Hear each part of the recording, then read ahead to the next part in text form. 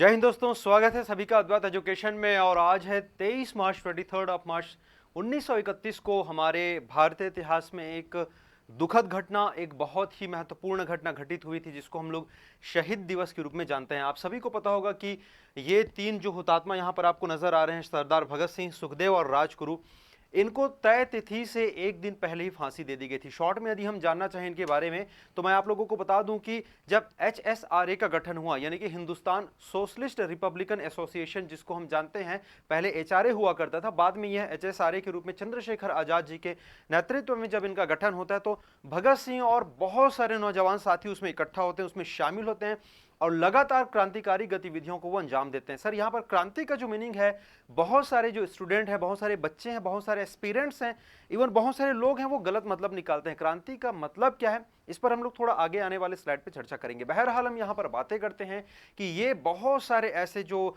युवा क्रांतिकारी थे, लगातार आज़ादी के आंदोलन में शामिल हो रहे थे। क्योंकि भारत का जो आंदोलन का रुख था वो दो तरीके से बढ़ चुका था। एक था आपका गांधीवादी तरीका, जिसको हम लोग कांग्रेस के नेतृत्व में जो हो रहा था आंदोलन, और एक था इनके नेतृत्व में जिसमें बहुत सारे लाइक सरदार भगत सिंह, आपके राजेंद्र लाहिड़ी, रोशन प्रसाद, अशफाक उल्लाह खां, राम प्रसाद बिस्मिल, वैसे बहुत सारे लोग थे, क्रांतिकारी लोग थे। लेकिन आज़ादी की जो लौ है जब इनके नेतृत्व में आई, मतलब भगत सिंह जैसे लोग जब इन्होंने लीड करना स्टार्ट किया, इसमें सर बहुत सारे कांड, बहुत सारे केसेस की हम बातें करेंगे और ये बहुत ही महत्वपूर्ण थी, बहुत ही इंपॉर्टेंट थी। यदि उसके पहलुओं पर यदि हम नजर डालें, like sir Lahore conspiracy case जिसको हम बोलते हैं, इसकी बेसिकली यदि शुरुआत यदि हम बातें करें तो सबसे पहले जब लाला लाजपत राय जी के साथ इन लोग साइमन कमीशन का विरोध कर रहे थे, साइमन गो बैक करके, मैं बातें कर लेता हूं कि आपका ट्रेड डिस्प्यूट बिल जो था आपका, जो कि डायरेक्टली ये था कि भाई जो किसान वगैरह हुआ करते थे, मजदूर वगैरह हुआ करते थे, तो उनके खिलाफ जब या अंग्रेज जो रहते थे उनसे कुछ इस टाइप से बातें किया करते थे या फिर उन लोगों को उनका हक नहीं देते थे, तो ये सारी चीजें ये नौजवानों के दिल में उतर जाती थी और उनको पीड़ा महसूस होता था कि यार ऐसा नहीं चलेगा, मतलब कहीं ना कहीं शोषण हो रहा है। तो लगातार उनके विरोध में इन लोग अपना जो स्वर है वो बुलंद कर रहे थे। तो यदि हम बहुत सारे बिल के विरोध की हम बातें करें, साइमन कमीशन से बेसिकली इसकी स्टार्ट होती है। तो जब लाला लाजपत राय जी की हत्या कर दी जाती है, आप सभी को पता होगा कि लाठियों से उनका जो सर है वो बहुत ही गंदे और एकदम बुरे तरीके से फोड़ दिया जाता है। तो फिर वो लाला लाजपत राय बोलते हैं कि भैया जितना तुम लोगों ने मारा है, एक एक जो लाठी है तुम्हारे अंग्रेजी ताबूत के अंतिम किल साबित होगी, मतलब ताबूत लेके जो जाते हैं ना तो कि जो किल ठोकते हैं वैसा टाइप से। तो आप सभी को ये चीजें पता होंगी। देन लेटर ऑन जो ये सब भगत सिंह और उनके जो साथी हैं उनसे बदला लेते हैं, सॉन्डर्स का हत्या कर देते हैं।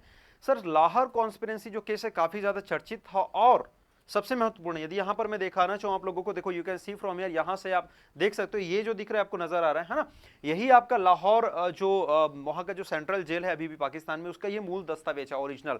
यहां पर आपको कुछ खास ऐसा नजर नहीं आएगा, चूंकि नेट पे मेरे को यही कॉपी अवेलेबल थी, मैंने ये दिखाया आप लोगों को। ओके, सो मुद्दे की बात यह है कि वहां से इन लोग कैसे स्किप कर जाते, कैसे भग जाते, कलकत्ता आते, फिर वहां से और दूसरे क्रांतिकारी गतिविधियों के अंजाम देते हैं। सबसे इंपॉर्टेंट जिसमें से रहता है जो अप्रैल 1929 में 8 ऑफ अप्रैल को इन लोग जो करते हैं असेंबली कांड जिसको बोला जाता है, वहां पर इन लोगों ने खाली जगहों पे, याद रखना, खाली जगहों पे ये बम गिराते हैं।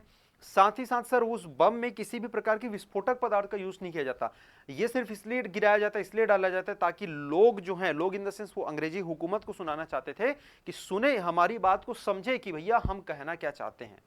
यहां से जो क्रांति की एक नई ज्वाला जो है वो उभर कर सामने आती, जिसको अभी तक लोग लाइक कुछ लोग भी थे ना जिन लोग इनको गाली दिया करते थे या फिर आतंकवादी कहते थे, अब इनको समझ आया नहीं, इन्होंने तो भैया हमारे आजादी के लिए बेड़ा उठाया है। इसके बाद और भी बहुत सारी चीजें आपने देखा होगा, आपने जतिन दास जी का नाम सुना होगा। जतिन दास जी जो थे वो है ना, वो बहुत लंबे समय तक भूख हड़ताल किया उन्होंने, क्योंकि वहां पर उनको कैदियों के जैसा, जो राजनीतिक कैदी होते थे वैसा उनको व्यवहार नहीं किया जाता था।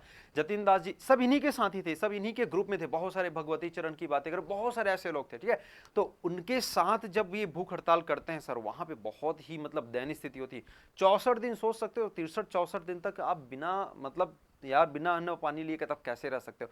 जब उनकी मृत्यु होती है तो फाइनली इनकी जीत होती है, तो लोगों को लगता है कि नहीं यार, इन लोग केवल क्रांति, पिस्तौल और बम की भाषा नहीं बोल रहे हैं, कुछ तो मैसेजेस जा रहे हैं लोगों में। सरकार डर गई और हुआ यूं कि 7 ऑफ अगस्त, याद रखना बेटा ये चीज, सॉरी ये काफी इंपॉर्टेंट डेट है जो मैं बताने वाला हूं आप लोगों को। 7 ऑफ अक्टूबर, सॉरी नॉट अगस्त, वो था आपका अगस्त में। तो बेसिकली उन लोगों को बता दिया गया था कि भैया ऐसे ऐसे ये चार्जेस आप पे लगेंगे।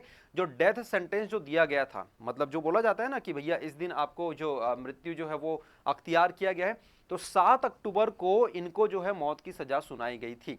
अब ये बहुत सारा आप लोगों ने न्यूज़ में और भी बोल सकते हैं मीम्स वगैरह में या ऐसे सोशल मीडिया संदेशों में देखा होगा कि भैया नहीं 14 फरवरी को इनको फांसी की सजा सुनाई गई थी ना। ये जो अफवाह है ना, इनसे आपको बच के रहना है। बहुत से ऐसे लोग हैं, इवन मैंने कई टीचर्स को भी देखा है भाई, उन लोग भी ये पढ़ाते हैं कि यस 14 फरवरी को इनको फांसी की सजा। नहीं भैया, 14 फरवरी को नहीं सुनाया गया था। उसका सीन क्या है, उसका केस क्या, मैं बताऊंगा आप लोगों को। 14 फेब को हुआ ये था कि 14 फेब 1931 को मदन मोहन मालवीय जी हैं, वो वायसराय के पास गए थे कि भैया इन बच्चे हैं, इनकी सजा को आप माफ कर दीजिए, उम्र कैद में वगैरह में इन सब चीजों में बदल दीजिए। ऐसा कोई सीन नहीं था। सजा जो इनको सुनाई गई थी, डेथ सेंटेंस जो ऐसा लिखा गया था, जो साइन किया गया था, रहता है ना कि भैया ताजीर आते हिंद दफा इतने के तहत हम ये सजा देते हैं, वो किया गया था 7 अक्टूबर को 1930 को। इस चीज को याद जरूर रखिएगा। और केस क्या था, लाहौर कॉन्स्पिरेसी केस। ठीक है, ओके सर। इसके बाद हुआ यूं कि जो सजा जो इख्तियार की गई थी वो थी 24 मार्च को। समझना यहां से कहानी, 24 मार्च को यानी कि सुबह होती है फांसी। आप किसी भी उसमें देख लीजिएगा, फांसी सुबह नहलाया जाता है, उनसे कुछ अंतिम इच्छाएं पूछी जाती हैं, घर भर में बात कराया जाता है, जो भी रहता है थोड़ा सा प्यार से एक वैलिड तरीके से उनको फांसी दी जाती है। लेकिन यहां पर हुआ यह था कि इनको लगा था कि भैया जनता जो है ना बगावत कर सकती है।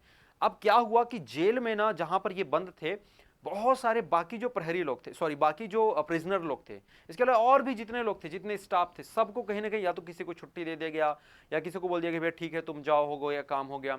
जो बाकी लोग थे उन लोगों को बिल्कुल बंद कर दिया गया, एकदम मतलब बोलते हैं ना कि नजरबंद टाइप का। सिर्फ और सिर्फ इन तीनों को बुलाया गया, वो भी शाम का समय था। सोचिएगा कितनी क्रूरता पूर्वक किया गया था। अंग्रेजी हुकूमत डर गई थी क्योंकि उनको पता था 24 तारीख को इनकी फांसी की सजा जो है वो होने वाली है। अंग्रेजी हुकूमत डर गई थी और इनको लगा कि भैया ऐसा कुछ होने वाला है, तो इन्होंने रात में, सोचो सर कितने गंदे तरीके से, रात में इनकी फांसी दे दी। और जब इन सब लोगों को पता चला, बाकी जो कैदियों को तो जय हिंद, वंदे मातरम ये सब नारे लगाने लगे, आसपास के सभी लोग सुन लिए, सबको पता चल गया। और इन लोगों ने, अंग्रेजों ने, इनकी जो शव थे, जो इनके पार्थिव शरीर थे, उसको जलाकर सर जेल के पीछे रास्ते से इन्होंने बाहर कर दिया। लेकिन ये चीजें लोगों को पता चल गई और उसको फिर इन्होंने लाया और रावी नदी के तट पर ससम्मान अगले दिन उनका क्या किया, दाह संस्कार किया। और उसके बाद से बहुत से आपने देखे होंगे कि बहुत सारे देश में क्रांति की नई लहर उठी। सुभाष चंद्र बोस जी भी थे, उन्होंने भी बहुत सारे लोगों को समर्थन जुटाया और यह जो क्रांति की जो ज्वाला थी वो हमेशा के लिए समाप्त हो गई। लेकिन इनके जो विचार थे, जैसे कि कुछ विचार मैं यहां पर आप लोगों को साझा करना चाहूंगा।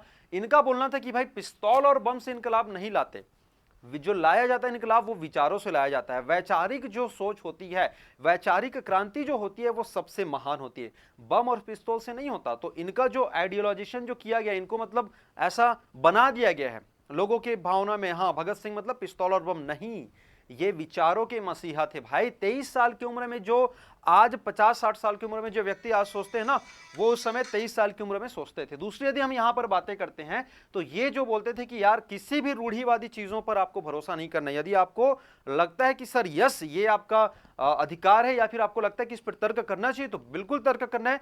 किसी भी चीज पर यदि आप ब्लाइंड फेथ करते हो, अंधविश्वास करते हो, इसका मतलब आप भगत सिंह के विचारों से तो प्रेरित बिल्कुल नहीं हो सकते। नेक्स्ट जो सर ये अहिंसा के बारे में इन्होंने बोला है कि देखो अहिंसा जो है बल्कि सिद्धांत आता है। मतलब ये नहीं कि कोई आपको सामने वाला मार रहा है तो आप भी खड़े हो जाओ। जब तक आपको लगता है कि भाई आप सही चीज के लिए सह रहे हो देन इट्स ओके। लेकिन ये ऐसा लगता है कि आपके साथ कुछ गलत हो रहा है, समाज के साथ कुछ गलत हो रहा है, तो यस अवश्य आपको शस्त्र उठाना ही पड़ेगा। जैसे कि श्री कृष्ण जी ने कहा था कि शांति जो रहता है भाई बहुत ही अच्छी चीज है, शांति जो है बहुत ही सुंदर चीज है। लेकिन आपने यदि इसको किया है ना, मतलब इसको अलग तरीके से रिप्रेजेंट किया, तो ये काफी ज्यादा घातक हो सकता है। और साथ ही साथ इन्होंने कहा था सर कि किसी व्यक्ति को मारना आसान है लेकिन उनके विचारों को नहीं मारा जा सकता। तो इस छोटे से वीडियो में बस यही मैं शेयर करना चाहता हूं आप लोगों के साथ। श्रद्धांजलि पूर्वक मैं और हमारी पूरी टीम अद्वैत एजुकेशन आज इस शहीद दिवस के अवसर पर मैं इन सभी शहीदों को नमन करता हूं और उम्मीद करता हूं कि हम आने वाले समय में इनके विचारों को और भी लोगों तक पहुंचा सकें और इनके पद चिन्हों पर चल सकें। इन्हीं बातों के साथ मैं अपनी बातों को, इन्हीं लाइनों के साथ मैं अपनी बातों को विराम देता हूं। तब तक बने रहिए अद्वैत एजुकेशन के संग। Thank you so much. जय हिंद।